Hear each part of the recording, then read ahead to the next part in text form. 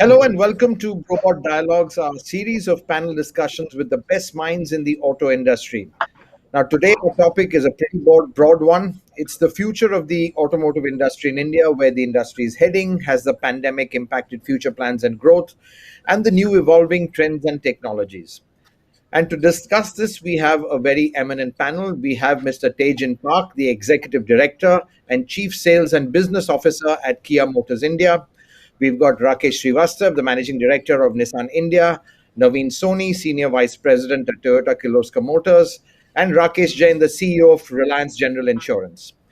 But before we get to the future, I'd just like to rewind a bit. Mr. Park, to you first. How much has the pandemic set back future plans and growth? Okay, the COVID-19 pandemic has impacted business in more ways than one, and the automobile industry is no exemptions. The year 2020 brought with itself a set of the challenging as well as learning opportunities. Because of the adverse impact of the pandemic, the future plan and growth will have to manage and analyze well.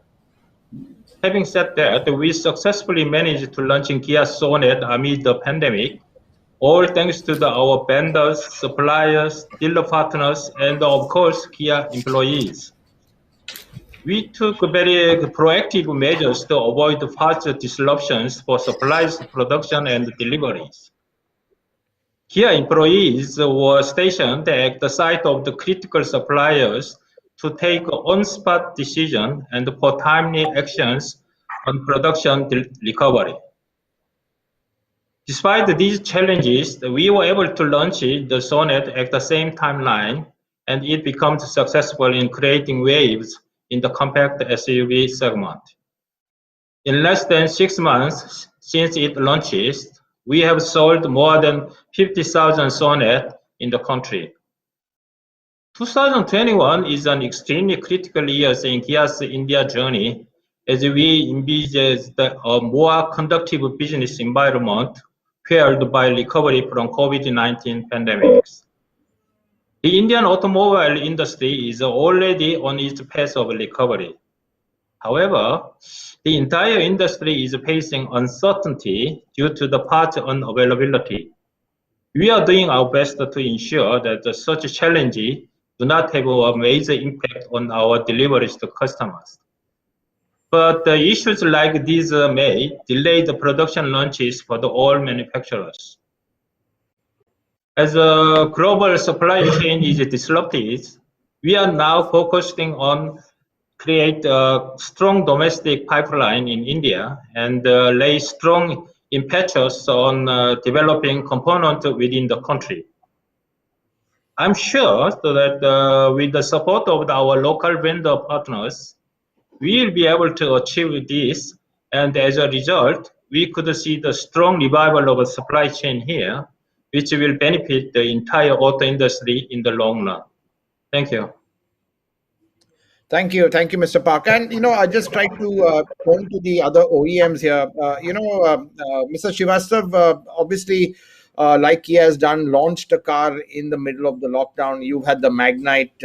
I want to then turn to Naveen with the Urban Cruiser. How difficult has that been? There must be a lot of learnings over there. In the auto industry, out of the 24, 25 years that I have done, right, not even a single month one has seen where the production is zero, whether it is two-wheelers, four-wheelers, commercial vehicles, or sales is as well as zero. This shows that, yes, we have gone through one of the worst or one of the most challenging times. But then all this was very, very painful, I can say it.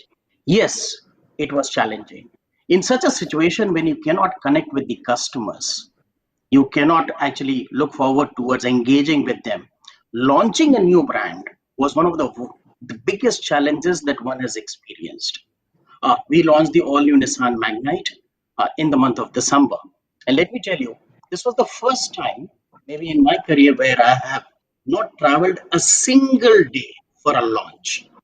Everything was done on the digital format, towards the digital engagement, whether with the channel partners, the production unit of ours, the R&D, the quality control, the supply chain, everything was done digital. This is a new normal that we experienced. I think when we look at it, few innovations came in. One of the innovations was the digital format, and towards this, we curated what we call as exactly is the virtual showrooms on the digital format, online booking, online service through the digital, as well as bringing in a very big innovation in terms of giving experience on the product on the virtual format itself, a virtual test drive. And that's one of the reasons when out of 32,800 inquiries that we had, we were able to pick up something like 3,878 online bookings. Normally, what we experience in a regular times of ours is online bookings, what we call exactly is through the digital format, are anywhere between 1 to 2%. It came in almost around 11% of our bookings through the virtual medium, through the digital medium. And we showcased to the entire world and especially to the industrial bodies that auto industry has the caliber, right, to innovate, to be positive and bring in growth again. And that is what we are experiencing for the last couple of months. Thanks, Mr. Srivastava. I think, yeah, clearly it's been a difficult year, and as you said, launching something digitally, not meeting your customers. I think Naveen, want to turn to you. Interestingly, all the OEMs I have over here have all launched compact SUVs. Basically, this has been a year of learnings, if I can say that. Yes, there have been challenges, but every challenge has given us a learning to how to improve our business environment, how to make ourselves more sharper, focused, ROI driven, what needs to be done for the consumer. There's a basic philosophy that runs through Toyota, what is called as Genchi Genbutsu. It's a Japanese word which means that go to the site, check the condition, and then make a decision. We are not likely to be armchair managers, but work from home has taught us new ways of doing things. We have actually got cameras installed to do warranty checks at the dealerships. We've got cameras installed at all our workplaces. We are doing this kind of a work from home environment. As you can see, we are working from home, and this is a new learning for all of us. And during this time, to launch a new product was a challenge. But as I said, this challenge has taught us a new way of doing business. I wouldn't be surprised once the things come to normal also, how much of this would be carried forward. Like Mr. Srivastava was talking about digital taking us lion's share in the business or a sizable increase in the business. I'm sure all of us have learned that this is a new way to reach out to the customers. Now, if that is the new way to reach out to the customers, we would like to continue this. Why should digital share come down when business turns to normal? Normal, when I'm talking about the environment, I'm talking about business, I think has turned normal in more ways than one.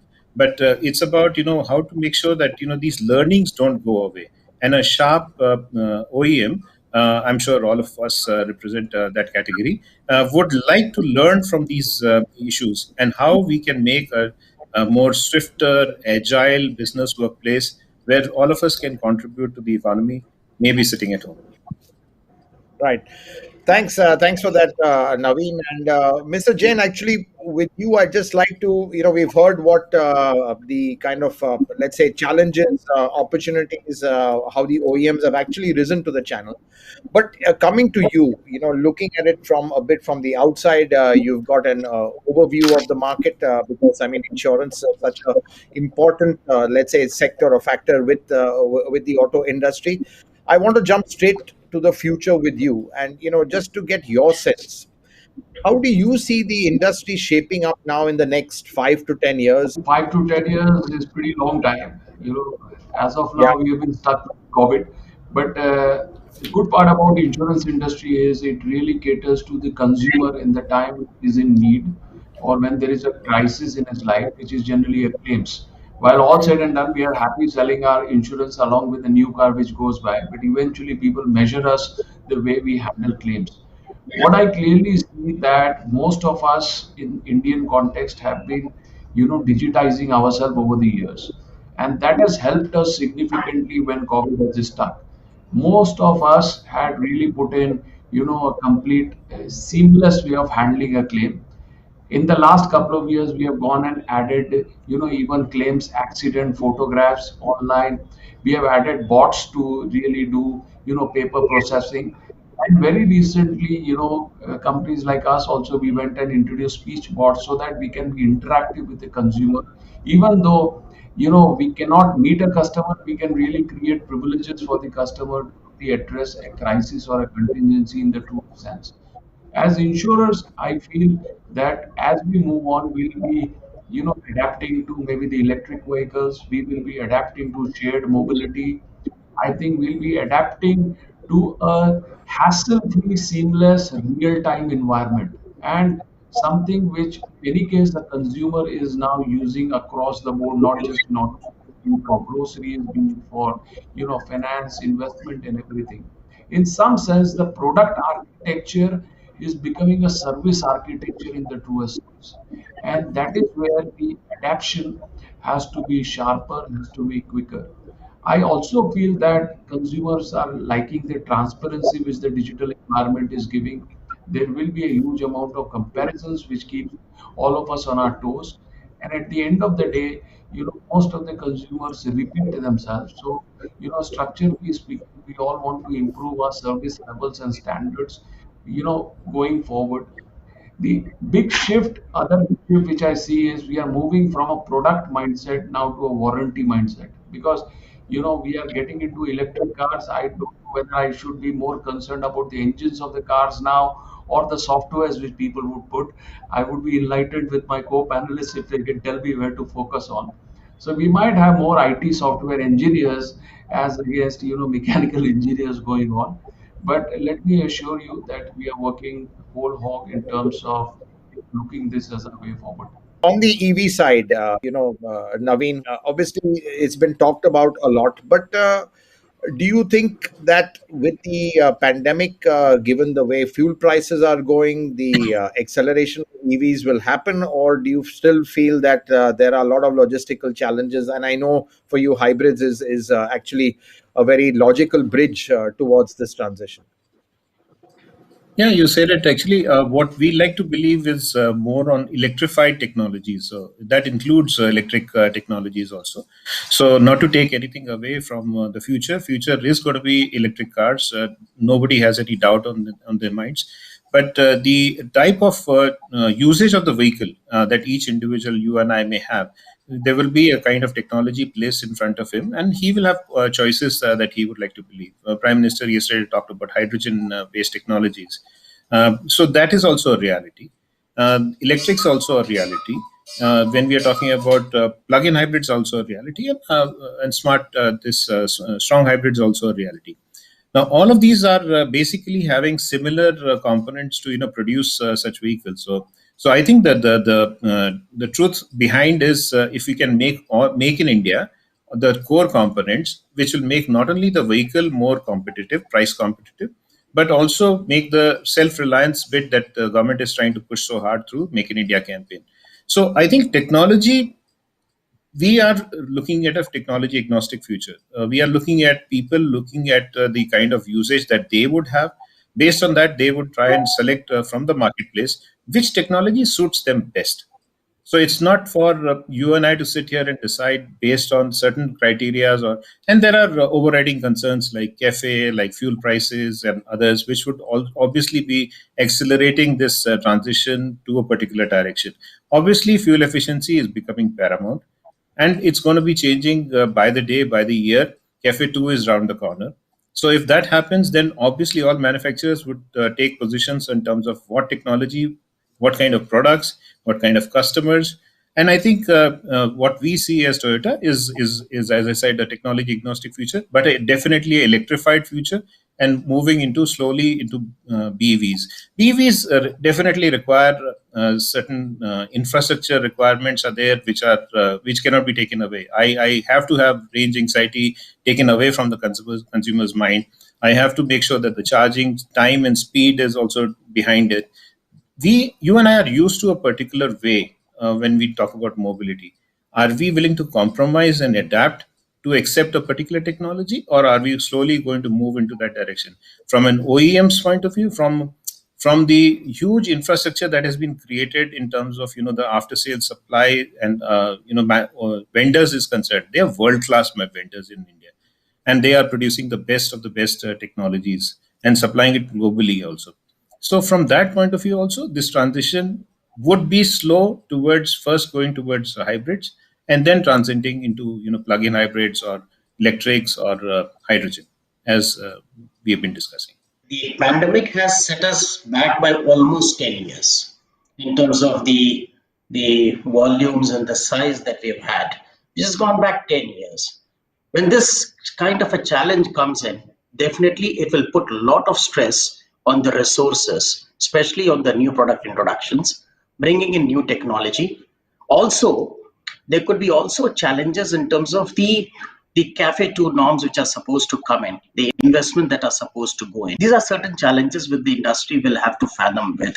And I believe these are bigger challenges, largely coming in from regulatory requirements in terms of emission or in terms of safety. But when we look at 10 years going ahead, where would the industry wanting to go, or where will it is headed towards it? In terms of technology, definitely EV is the future. While the EV revolution is going to be initiated and is moving over, I believe alternative technologies like the hybrid and the biofuel would also be playing a very, very significant role. And I think it should be left to the industry to manage the emissions, right, given a particular certain regulatory formats in which we have to manage the milestones around. I do see with the fossil fuels that the petrol fossil fuel, right, the sales of this particular fuel type would increase largely at the cost of the diesel, because the parity is going to be so much, is that where the shift in the consumer behavior will be largely towards the petrol vehicles on a sacrifice of the diesel vehicles. In terms of the autonomous vehicles, when we look at it, yes, the ease of drive, the ease of convenience, all, I think we will move ahead from the level 1 that we are in to maybe level 3 or so in the near 10 years future around. Will not be totally autonomous as such, right, where we talk about level 5, but definitely we would be taking an upward movement, and that is already happening in the marketplace. Towards the retail format, definitely I see certain challenges happening and a shift happening. Multi-brand could be the order of the day. So what I believe, asset light showrooms would start coming in, asset light workshops would start coming in. Digital will play a very, very strong role, and there would be basically fewer dealerships, but with hub and spoke model. I would like to ask, Mr. Park, who's actually a new entrant into India. Mr. Park, Kia is a very, very new company, just about 2 years old, and wanted to get your sense of what areas of interest do you see in this market for new entrants, and how do they see the Indian market? I mean, how is Kia looking at the Indian market as a new entrant? Okay, yes, India is definitely an extremely dynamic market and presents a great platform for the new entrants. For the car manufacturers, it provides an opportunity to explore a newer and exciting segment, as the customer here is very demanding and seeks value. Our research says that the most of the demand in India is powered by SUVs, and this segment is here to stay. We have also observed that the Indian customer is always excited about the latest technology, connected features, and hence we have always focused on making our offerings feature rich. Our strategies have worked so far, and we are very happy with the response that we have received. The Indian market has a lot of the potential, and now with the announcement made by the government about the introductions of the scrappage policy and the initiatives like the performance-linked incentive scheme, India is on the verge of becoming global hub of the manufacturing and can soon emerge as an epicenter of the growth for the automobile industry. Thank you. Mr. Jain, if you can give us some thoughts. You've heard all the OEMs speaking of the potential. We've also heard of the setbacks that we've had. Obviously, things are changing very rapidly. So the question is, and you being in a very strongly digital space as well, the question is, are we ready to adapt fast and embrace the change, or do you really foresee a lot more challenges, a lot of headwinds that we will be facing, with a lot of curveballs in terms of regulation, which we are seeing this whole transition towards new technologies? And clearly, I think that also can be a huge challenge. I think it's a very pertinent question, almost. At one end, we all know changes are taking place. At the other end, I don't know. I agree that the pace of change is not what everybody is geared up for.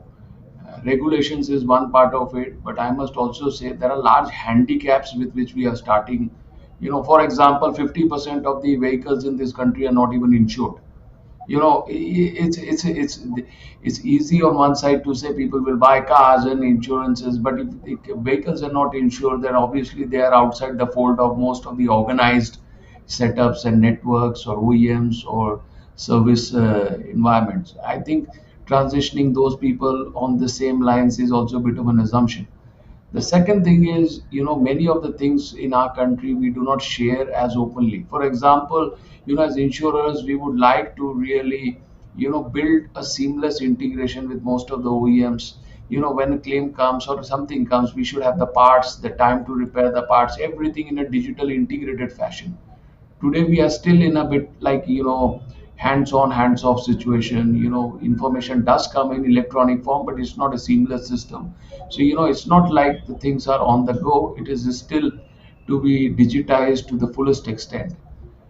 Third, I think most of us deal with a lot of new things emerging, technology changes. Most of this, as insurance companies, we have a reactive approach because the heads up to the technology and all generally only emerges when the vehicle is launched.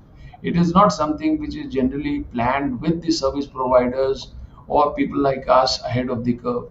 So, to a certain extent, the consumers will always, feel that the insurance company may or not fully understand if the pace of change is very rapid.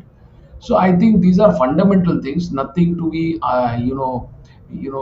disappointed about. But it is something wherein we all need to come together and really create the things like a blockchain on a straight line. We as insurance companies, we are risk carriers. We pay for the financial stability of the customer. We have an integral role to play as much as a customer would own a particular asset. And I think we want to play our role meaningfully. And we know that the consumer is aspirational. Hence, we will always measure up to the change, as long as we can create, that seamlessness amongst ourselves. Well, on that note, I'd like to wrap it up. A note of optimism. As Naveen said, the future is going to be bright. I think everyone knows that the COVID was the lowest point. Of course, a lot of potential. India can be a big export hub. We know all that. But of course, I think regulation, government support, absolutely vital in such a huge capital intensive industry where investment really has to be attracted over here for this market to grow. Gentlemen, thank you very much for a very engaging discussion. Thanks for joining us and wish you all the best. Thank you.